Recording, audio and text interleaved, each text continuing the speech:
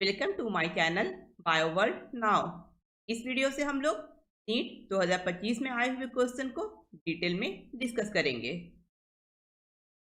First question है question number 91। In the above represented plasmid an alien piece of DNA is inserted at eco R1 site, which of the following strategies will be chosen to select the recombinant colonies.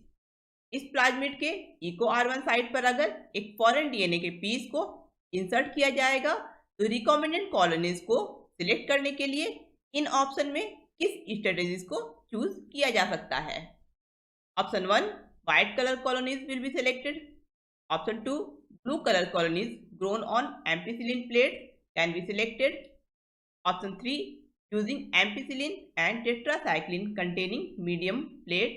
Option 4, blue colour colonies will be selected. अगर एक alien या foreign DNA को plasmid के eco R1 site पर insert किया जाएगा तो ये बीटा गैलेक्टोसाइडेज के फंक्शन को इनएक्टिवेट कर देगा, इसके कारण कॉलोनीज कोई भी कलर प्रोड्यूस नहीं करेगा। इसके कारण वो कॉलोनीज जिसमें फॉरेन डीएनए इंसर्टेड है वो व्हाइट कलर में दिखाई देगा। इसलिए रिकॉम्बिनेंट कॉलोनीज को सिलेक्ट करने के लिए व्हाइट कलर के कॉलोनीज को सिलेक्ट करना होगा।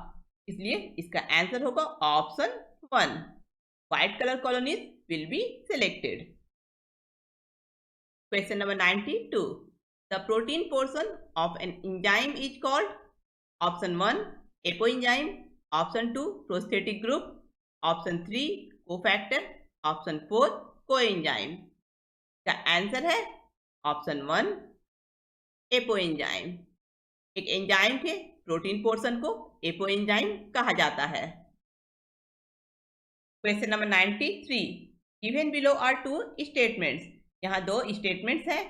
Statement 1, the primary source of energy in an ecosystem is solar energy.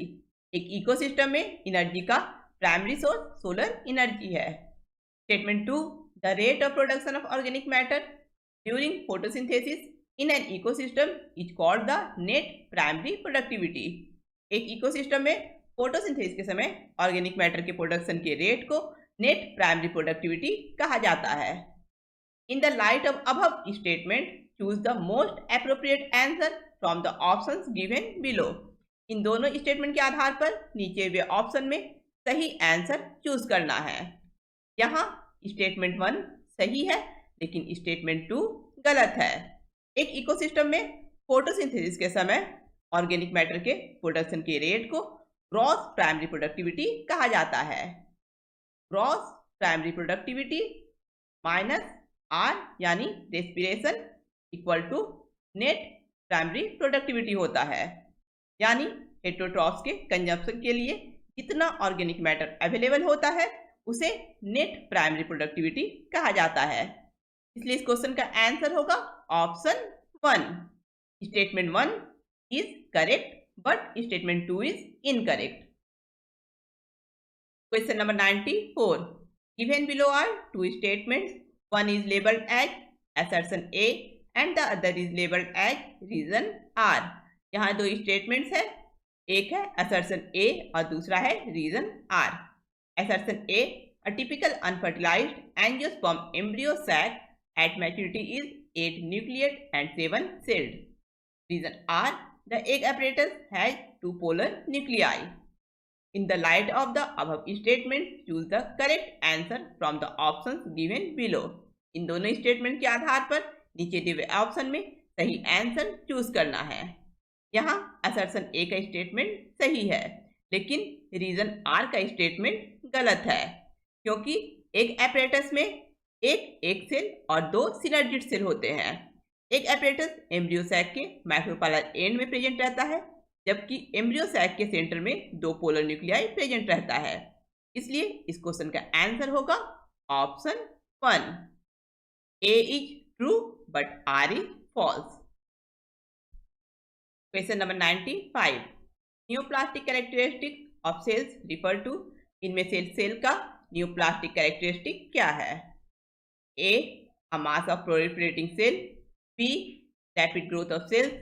C, invasion and damage to the surrounding tissue। D, those confined to original location। Neoplastic cell में abnormal और uncontrolled growth होता है। ये benign या malignant हो सकते हैं। Malignant neoplastic cells बहुत जल्दी ग्रो करते हैं और सराउंडिंग टिश्यू को भी डैमेज करते हैं। इसलिए नियोप्लास्टिक सेल का कैरेक्टरिस्टिक होगा option A, a mass of proliferating cell, B, rapid growth of cells, C, invasion and damage to the surrounding tissue. Option D इसका कैरेक्टरिस्टिक नहीं है। इस क्वेश्चन का आंसर होगा option 4, A, B, C only is the characteristic of neoplastic cell. Question number 96, which one of the following is the characteristic feature of gymnosperms? Option 1, seeds are absent. Option 2, gymnosperms have flowers for reproduction. Option 3, seeds are enclosed in fruits. Option 4, seeds are naked. Gymnosperm में seed present होता है लेकिन इनमें flower या fruits present नहीं होता है, इसलिए ऑप्शन 1, ऑप्शन 2 और ऑप्शन 3 गलत है। लेकिन जिम्नोस्पर्म में सीड्स नैकेड होता है, ये सही है। इसलिए इस क्वेश्चन का आंसर है option 4, seeds are naked. Question number 97, match list 1 with list 2। Progesterone corpus luteum से प्रोड्यूस होता है, रिलैक्सिन ओवरी से प्रोड्यूस होता है, melanocyte stimulating hormone pars intermedia से रिलीज होता है। पार्स इंटरमीडिया पिट्यूटरी ग्लैंड का एक पार्ट है और कैटेकोलामाइन एड्रेनल ग्लैंड से प्रोड्यूस होता है। इसलिए इस क्वेश्चन का आंसर है ऑप्शन 3, ए का 4, बी का 2, सी का 1 और डी का 3।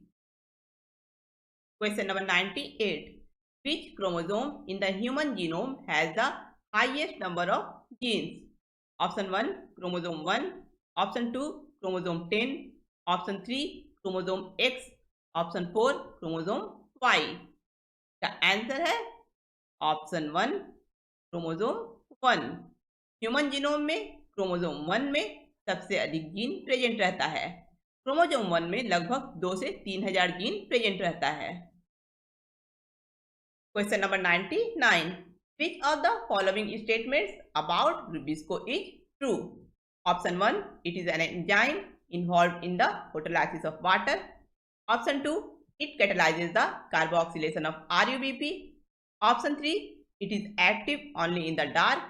Option 4, it has high affinity for oxygen than carbon dioxide. यहाँ ऑप्शन 1 का स्टेटमेंट रूबिस्को के लिए गलत है क्योंकि रूबिस्को एंजाइम वाटर के फोटोलाइसिस में इन्वॉल्व नहीं रहता है। ऑप्शन 3 का स्टेटमेंट भी गलत है क्योंकि रूबिस्को डार्क में इनएक्टिव हो जाता है और लाइट में एक्टिव रहता है।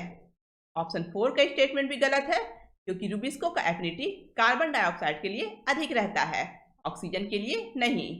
यहाँ सही आंसर है option 2, it catalyses the carboxylation of RUBP। RuBisCO enzyme RUBP यानी राइबोलोज 1,5 बिसफॉस्फेट के कार्बोऑक्सिलेशन को कैटलाइज करता है। ये कैल्विन साइकिल का फर्स्ट स्टेप है जिसके द्वारा कार्बन डाइऑक्साइड का फिक्सेशन होता है।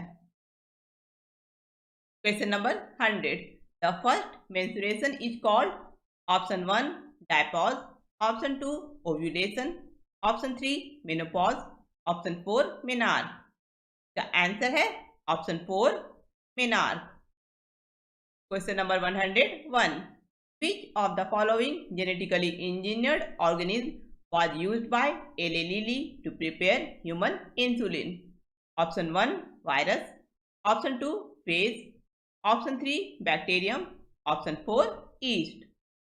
एली लिली ने ह्यूमन इंसुलिन प्रिपेयर करने के लिए ई कोलाई बैक्टीरिया का यूज किया था, इसलिए इसका आंसर है option 3 bacterium. Question number 102, given below are two statements, one is labeled as assertion A and the other is labeled as reason R. Assertion A, all vertebrates are chordates but all chordates are not vertebrates। सभी vertebrates chordates होते हैं लेकिन सभी chordates vertebrate नहीं होते हैं। ये statement सही है। Reason R, the members of subphylum Vertebrata possess notochord During the embryonic period, the notochord is replaced by a cartilaginous or bony vertebral column in adults. ये स्टेटमेंट भी सही है। वर्टिब्रेटा कॉर्डेट्स का एक सब फाइलम है। एम्ब्रियोनिक पीरियड में सभी वर्टिब्रेटा में नोटोकॉर्ड प्रेजेंट रहता है। ये नोटोकॉर्ड एडल्ट में बोनी वर्टिब्रल कॉलम में बदल जाता है। इसलिए सभी वर्टिब्रेट कॉर्डेट्स होते हैं, लेकिन सभी कॉर्डेट वर्टिब्रेट नहीं होते हैं। इसलिए असर्शन और रीजन ये दोनों का ही स्टेटमेंट सही है और रीजन असर्शन का सही एक्सप्लेनेशन है। इसलिए इसका आंसर है option 3। Both A and R are true and R is the correct explanation of A. Question number 103. What is the main function of the spindle fibers during mitosis? Option 1 to repair damaged DNA. Option 2 to regulate cell growth. Option 3 to separate the chromosomes. Option 4 to synthesize new DNA. Mitosis के समय spindle fibre sister chromatid को एक दूसरे से अलग करता है। इसलिए इस क्वेश्चन का आंसर है option 3 to separate the chromosomes. Question number 104 match list 1 with list 2। Alfred Hershey और मार्था चेज ने स्ट्रॉन्ग एविडेंस प्रोवाइड किया था कि डीएनए एक जेनेटिक मटेरियल है। यूक्रोमाटिन एक लूजली पैक्ड और लाइट स्टेन्ड रीजन है। फ्रेडरिक ग्रिफिथ ने अपना एक्सपेरिमेंट स्ट्रेप्टोकोकस न्यूमोनाई में किया था और हेट्रोक्रोमाटिन एक डेंसली पैक्ड और डार्क स्टेन्ड रीजन है। इसलिए इस क्वेश्चन का आंसर है ऑप्शन 1। ए का 4, बी का 3, सी का 1 और डी का 2। Question number 105 match list 1 with list 2। Adenosine एक न्यूक्लियोसाइड है। एडिनाइलिक एसिड एक न्यूक्लियोटाइड है। एडेनिन नाइट्रोजन बेस है और एलानिन एक अमाइनो एसिड है। इसलिए इस क्वेश्चन का आंसर है ऑप्शन 1। ए का 3, बी का 2, सी का 1 और डी का 4। आगे के क्वेश्चन को हम लोग नेक्स्ट वीडियो में डिस्कस करेंगे। अगर आप लोगों को ये वीडियो पसंद आया है इसे लाइक करें, अपने फ्रेंड्स के साथ इस वीडियो को शेयर करें और मेरे चैनल को सब्सक्राइब करें।